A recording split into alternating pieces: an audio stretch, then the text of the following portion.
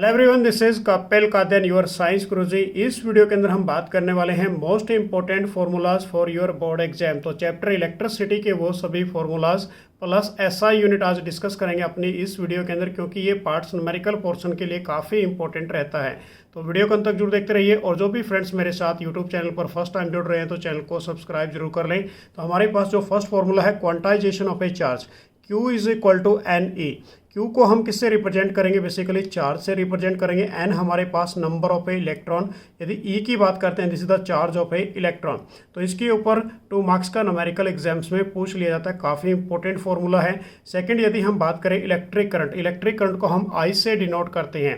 तो I is equal to Q upon T। अब Q हमारे पास चार्ज, T अपॉन हमारे पास क्या रहेगा? टाइम। तो यहाँ पर मैंने इसको रिप्रेजेंट कर दिया। और यदि हम यहाँ से Q निकालना चाहते हैं, चार्ज की वैल्यू निकालना चाहते हैं, तो वो क्या बनेगी हमारे पास? Q is equal to I into T। अब जो हमारे पास SI unit of a current की यदि बात करते हैं, वो क्या होती है? एम्पियर।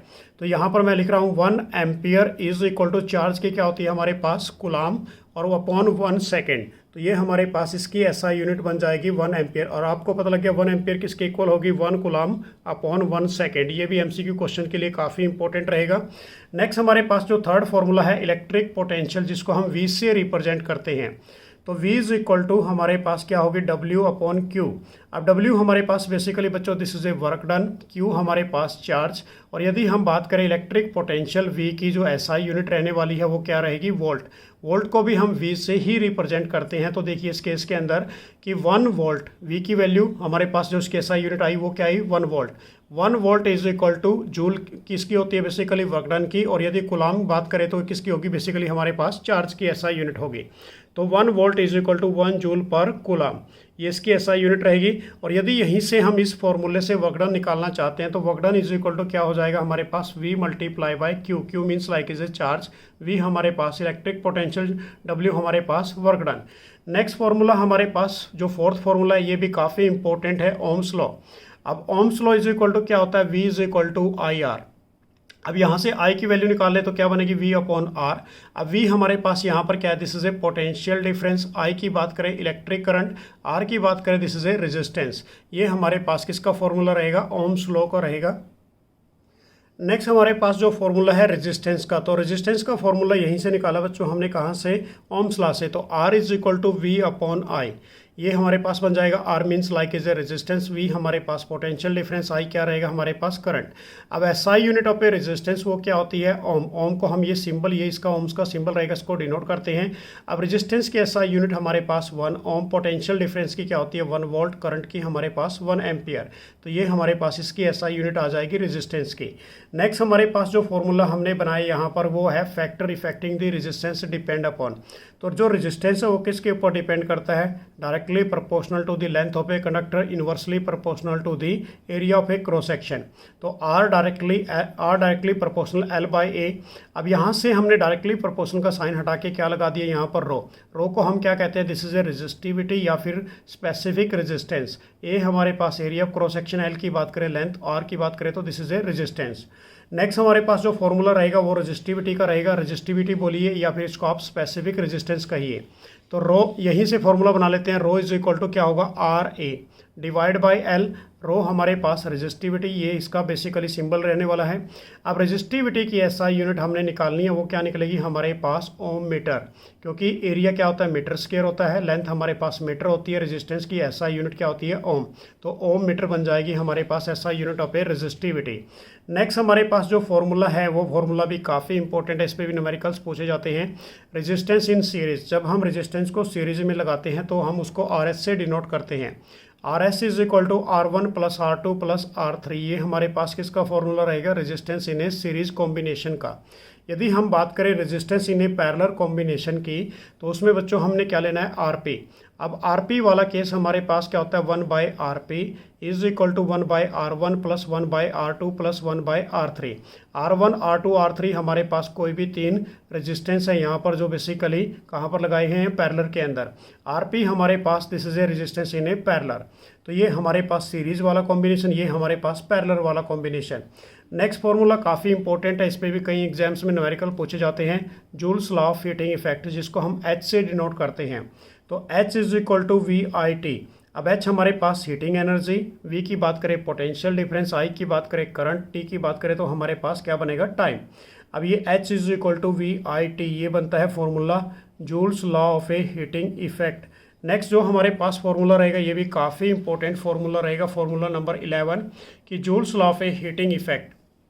अब ये हमारे पास H, अब ये फॉर्मूला कैसे बन के आया बेसिकली बच्चों की heating energy directly proportional to the square of a current, heating energy is directly proportional to the resistance of a conductor, heating energy directly proportional to the time. तो ऐसे फॉर्मूला बन के आइए, तो H is equal to i square r t, इसको आप denote करोगे। ये हमारे पास दो ही फॉर्मूले बन के आए Joule's law of heating effect के। पहला कौन सा था H is equal to we i t, दूसरा कौन सा बन के आया H is equal to i square r t. Third हमारे पास नेक्स्ट फॉर्मूला है जो इलेक्ट्रिक पावर। इलेक्ट्रिक पावर को हम P से डिनोट करते हैं, P is equal to W upon t. W हमारे पास क्या रहेगा बेसिकली यहाँ पर वर्क डन, T हमारे पास टाइम। अब यहाँ पर P पावर से डिनोट किया, W को हमने वर्क डन से किया, T को हमने टाइम से किया। अब यदि इसकी SI यूनिट बात करते हैं किसकी पावर की, वो क्या होती है हमारे पास वोट होती है। वोट को हम W से रिप्रेजेंट करते हैं, ये भी काफ़ी इंपॉर्टेंट है मल्टीपल चॉइस क्वेश्चन के लिए। अभी यदि हम बात करें पावर की SI यूनिट तो 1 watt is equal to work done की क्या होती है 1 जूल, टाइम की क्या होती है हमारे पास 1 सेकेंड। तो 1 watt is equal to 1 joule per second, ये इसकी SI यूनिट बनेगी। नेक्स्ट हमारे पास जो 13 फॉर्मूला है इस चैप्टर के अंदर इलेक्ट्रिक पावर का, इलेक्ट्रिक पावर क्या होती है हमारे पास P is equal to we I. अब P हमारे पास पावर, V की बात करें तो पोटेंशियल डिफरेंस, I की बात करें दिस इज ए करंट। तो ये फॉर्मूला भी आपके एग्जाम के लिए काफ़ी इंपॉर्टेंट रहेगा। नेक्स्ट हमारे पास जो फॉर्मूला है इलेक्ट्रिक पावर का ही फॉर्मूला है बेसिकली बच्चों, P इज इक्वल टू क्या बनता है आई स्क्वायर आर। क्योंकि इलेक्ट्रिक पावर के मैंने यहाँ पर 3-4 फॉर्मूले बनवा रखे हैं और ये तीनों चारों फॉर्मूले काफ़ी इंपॉर्टेंट रहेंगे आपके बोर्ड एग्जाम के लिए। तो ये फॉर्मूला हमारे पास P is equal to i square r. I square हमारे पास करंट का स्क्वायर और इसकी यदि आर की बात करें this is a resistance. Next हमारे पास फॉर्मूला है इसी के अंदर 15 formula electric power. Electric power P is equal to क्या है वी स्क्वायर अपॉन आर। तो ये सारे फॉर्मूले कैसे बने कि जैसा कि हमने ओम्स लॉ निकाला था ऊपर, ओम्स लॉ के अंदर एक बार यहाँ पर वैल्यू पुट कर दीजिए I की, एक बार किसकी पुट कर देते हैं यहाँ पर V के। तो ये फॉर्मूला बन के आया, एक बार ये फॉर्मूला बन के आया। तो दोनों फॉर्मूले आपके न्यूमेरिकल पोर्शन के लिए काफ़ी इंपॉर्टेंट रहेंगे। नेक्स्ट हमारे पास जो फॉर्मूला है 16, अब ये इलेक्ट्रिक एनर्जी के लिए है। इलेक्ट्रिक एनर्जी को हम किससे डिनोट करते हैं E से डिनोट करते हैं। Electric energy is equal to work done के इक्वल होती है। तो P इज इक्वल टू आपने ऊपर जस्ट किया था W अपॉन टी, और W की जगह पर हम क्या पुट कर देंगे E पुट कर देंगे। तो ये हमारे पास क्या बन गया power electric energy divide by time. अब इसी से यदि आपने इलेक्ट्रिक एनर्जी निकालनी हो तो E इज इक्वल टू क्या हो जाएगा हमारे पास P multiply by time. P means power, T का मतलब क्या है हमारे पास टाइम पीरियड। तो ये भी फॉर्मूला काफ़ी इंपॉर्टेंट रहेगा आपके न्यूमेरिकल पोर्शन के लिए। नेक्स्ट हमारे पास जो फॉर्मूला है ये MCQ क्वेश्चंस के लिए है कि 1 किलोवाट आवर, 1 किलोवाट आवर किसके इक्वल होता है 3.6 10 की पावर 6 जूल के इक्वल होता है। अब 1 किलोवाट के अंदर 1000 बेसिकली वोट होते हैं। 1 आवर की बात करें तो हमारे पास 3600 सेकेंड। तो इसको जब हम कैलकुलेट करते हैं तो इसकी जो वैल्यू हमारे पास निकल के आती है वो कितनी आती है 3.6 10 की पावर 6 जूल के इक्वल निकल के आती है। नेक्स्ट क्वेश्चन हमारे पास है एक और बेसिकली बच्चों 1 हॉर्स पावर। 1 हॉर्स पावर किसके इक्वल होता है 746 वोट के इक्वल होता है। इसको HP को हम किससे डिनोट करते हैं हॉर्स पावर से डिनोट करते हैं। तो ये भी आपने अच्छी तरह से लर्नअप करना है, काफ़ी इंपॉर्टेंट रहेगा ये भी आपके एग्जाम के लिए। तो देखिए अब हमने जो फॉर्मूले आपको बताए ये फॉर्मूले काफ़ी इंपॉर्टेंट रहेंगे। रेजिस्टेंस की बात करें, रेजिस्टिविटी की बात करें, इस पर न्यूमेरिकल्स एग्जाम्स में पूछे जाते हैं। सेकंड हमारे पास resistance in series, resistance in parallel की बात करें तो ये फॉर्मूले भी काफ़ी इंपॉर्टेंट रहेंगे। साथ में जो हमारे पास Joule's law of heating effect की बात करते हैं बच्चों, ये फॉर्मूला काफ़ी इंपॉर्टेंट है क्योंकि कई बार बोर्ड एग्जाम्स में इसके ऊपर न्यूमेरिकल्स पूछे जाते हैं। तो इन सभी को आपने डिटेल्स में रिटर्न में प्रैक्टिस करनी है, मैक्सिमम जितना ज़्यादा आप कर सकते हैं। और जिन बच्चों ने अभी तक हमारे हैंड रिटन नोट्स को डाउनलोड नहीं किया तो उन सभी नोट्स को डाउनलोड कीजिए, वो आपके लिए काफ़ी इंपॉर्टेंट नोट्स रहने वाले हैं। क्योंकि हमारा जो टारगेट रहेगा साइंस सब्जेक्ट के अंदर 100% इन साइंस, तो वो कैसे आने वाला है क्योंकि मैं हर एक आपको मटेरियल प्रोवाइड करूँगा आपके फाइनल बोर्ड एग्जाम के लिए। तो वो सारा मटेरियल आपने पढ़ते जाना है। सेकेंडली आप मुझे टेलीग्राम चैनल पर फॉलो कर लीजिए, वहाँ पर आपको मैं सारी वीडियो की नोटिफिकेशन सेंड करता रहूँगा। जो भी हमारे पास इंपॉर्टेंट नोट्स हैं वो सारे क्वेश्चंस आपके पास मिलते रहेंगे। तो सिर्फ आपने चैनल को सब्सक्राइब करते चलना है। आपके साथ मेरी फुल सपोर्ट रहने वाली है। नोट्स को डाउनलोड कीजिए, तो ये सारा मटेरियल आपके लिए काफ़ी इंपॉर्टेंट रहेगा। तो इन नोट्स को जो मेनली मैंने अभी जो फॉर्मूले कराए, इनको सारे को आपने रिटर्न में प्रैक्टिस ज़्यादा से ज़्यादा करनी है।